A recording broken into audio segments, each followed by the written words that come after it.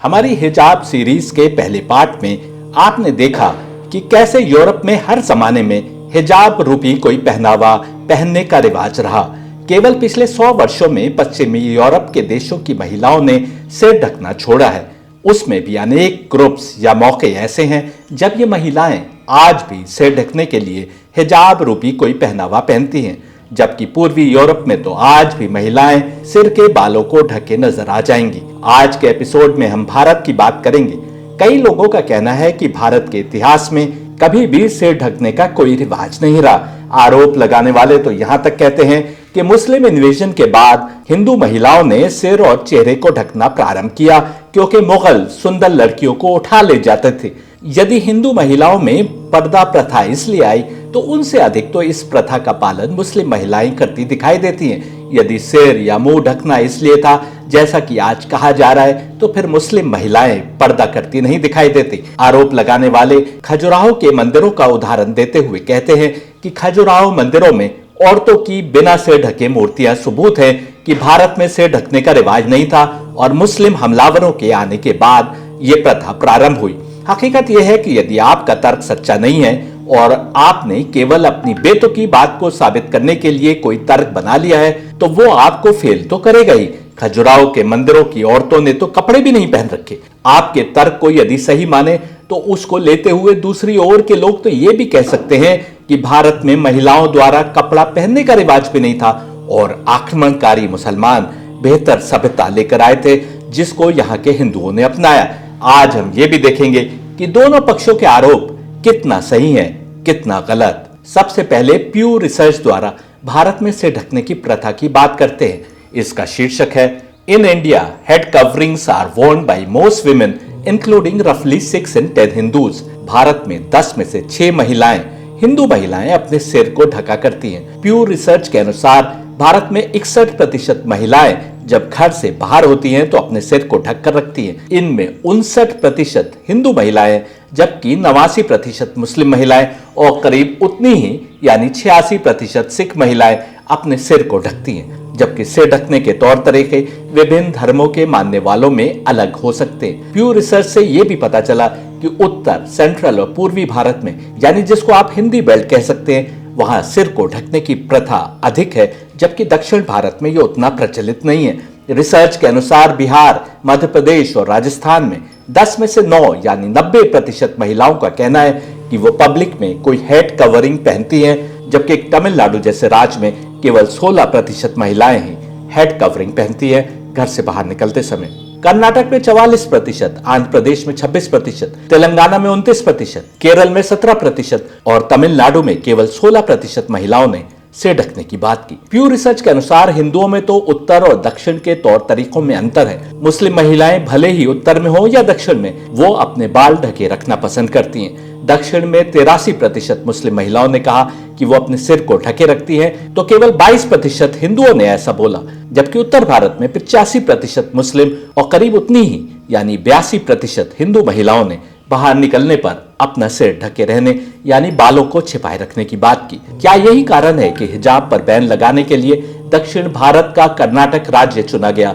जहां बीजेपी सत्ता में थी? मुसलमानों का राज अधिकतर उत्तर और सेंट्रल भारत में रहा और यहीं अधिक सिर ढकने का रिवाज है। क्या यही कारण है कि अनेक मुस्लिम डिट्रैक्टर्स कहते दिखाई देते हैं कि मुसलमानों के डर से हिंदुओं में सिर ढकने की प्रथा आई? आगे देखेंगे कि क्या ये प्रथा हिंदुओं में मुसलमानों के आने पर आई या पहले से मौजूद थी और अब लुप्त होती जा रही। प्यू रिसर्च ने तो ये तक पता करने की कोशिश की कि बीजेपी की समर्थक महिलाएं सिर को ढकती हैं कि नहीं। जाहिर है कि बीजेपी यदि सबसे शक्तिशाली है तो उत्तर भारत में, जहां हम बता चुके हैं कि अधिक संख्या में हिंदू महिलाएं सिर ढकने को पसंद करती हैं। फिर मुस्लिमों से नफरत में ये किसके एजेंडे को लागू कर रही है बीजेपी?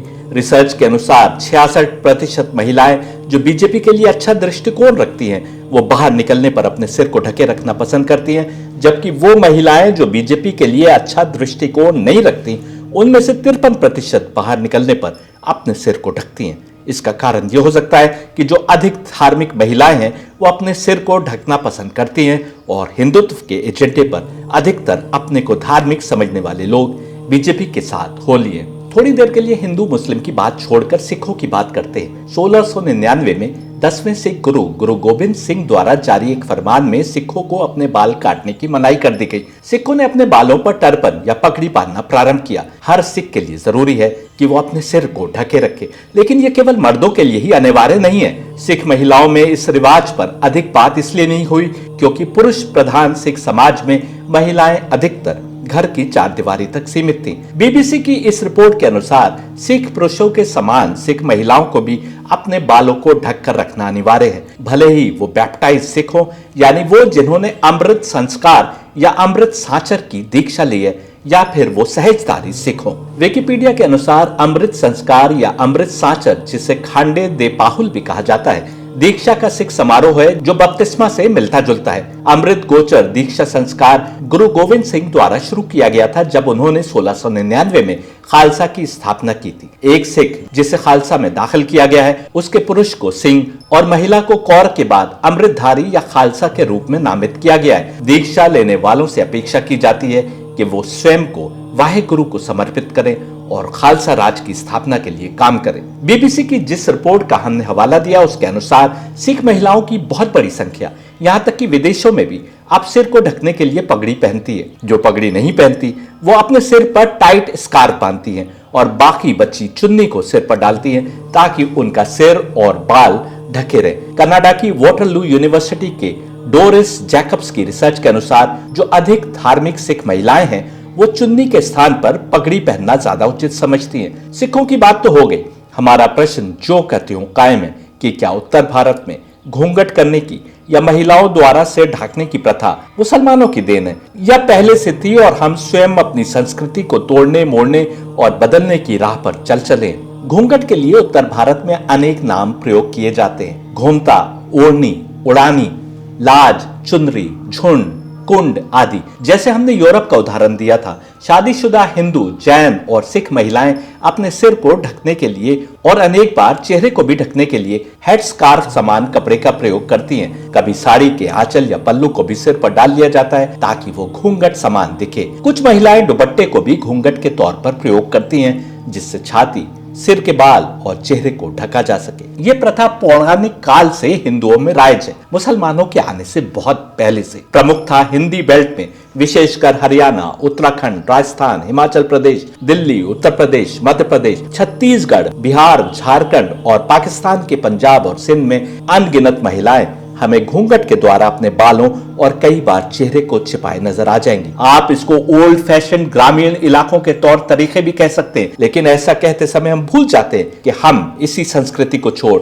शहरों में आए और पश्चिमी सभ्यता को फैशन और मॉडर्निज्म का नाम देते चले गए। अब आइए घूंघट या घूंघटा के इतिहास पर। घूंघट निकला है संस्कृत शब्द अवगुंठन से, जिसका अर्थ होता है वेल यानी पर्दा या छिपाना। प्राकृत भाषा के शब्द ओगुंथेती में भी घूंघट की रूट्स हो सकती हैं, जिसका अर्थ होता है ढक कर छिपाना या कवर करना।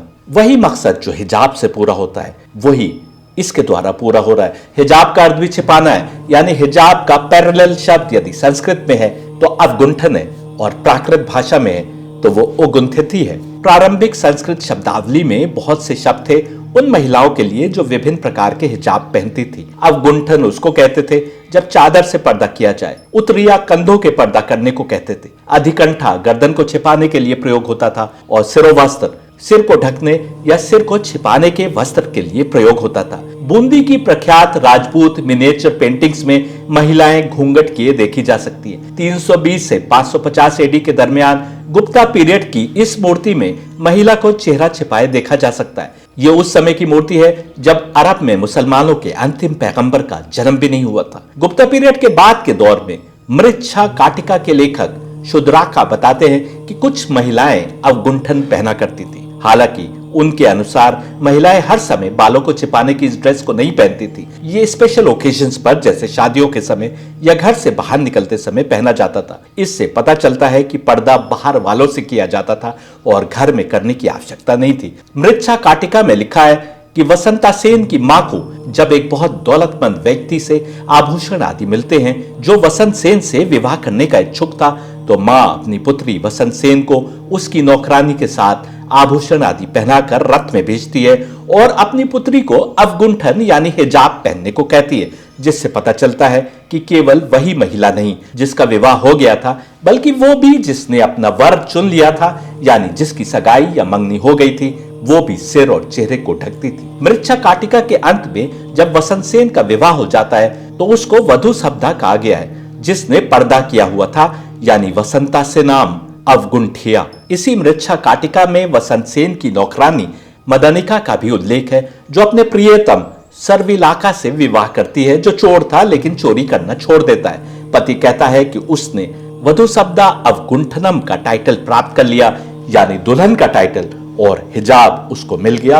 अब उसको चेहरा और सिर छिपाना है। इस विवाह के बाद तीसरी और चौथी सदी के भाषा नाटक प्रतिमा नाटक में पाया जाता है कि अनेक युवतियां बिना अवगुंठन के धार्मिक अनुष्ठानों में, शादी समारोह में, विपदा के समय और जंगल में देखी जा सकती हैं, और ये गलत नहीं बताया गया। ऐसा ही कुछ हज द्वारा रचित नागनन और प्रिया दर्शिका में पढ़ने को मिलता है। जिनका विवाह नहीं हुआ उनके लिए अवगुंठन पहनना आवश्यक नहीं था।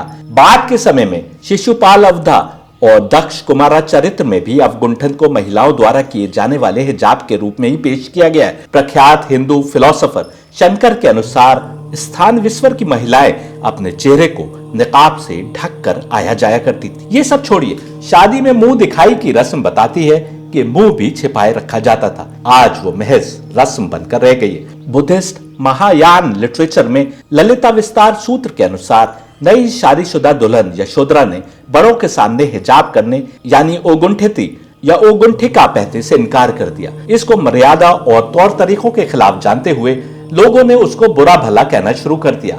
जब उसको इस बात का पता चला तो यशोधरा तमाम लोगों के सामने आई और लंबा व्याख्यान दिया, जो हम अंग्रेजी में सुनाए देते हैं। Those whose thoughts have no cover, no shame or decorum or any virtue, those who gossip may cover themselves with 1,000 garments, yet they walk the earth naked. But those who veil their minds, control their senses, and have no thought for any other except their husband, why should they veil their faces? इससे साफ है कि यशोधरा ने शादी के बाद अपने सिर और चेहरे को ढकने से इनकार किया था। चेहरे को ढकने की बात हो रही है, इसका मतलब कि वो समय था जब कुछ महिलाओं ने रिवोल्ट करके चेहरे को ढकना बंद कर दिया, वरना आमतौर पर चेहरे को ढकने की प्रथा समाज में मौजूद थी। यशोधरा के व्याख्यान से उसके सास ससुर बहुत प्रसन्न हुए और उसको 2 सफेद कपड़े जिन पर जेवरात जड़े थे उपहार स्वरूप दिए। ललित विस्तार सूत्र के इस उल्लेख से, जो तीसरी सदी का लिखा हुआ है, साफ है कि उस समय कुछ महिलाओं ने चेहरा और सिर छिपाना छोड़ा और उस समय के बुजुर्ग चाहते थे कि ये प्रैक्टिस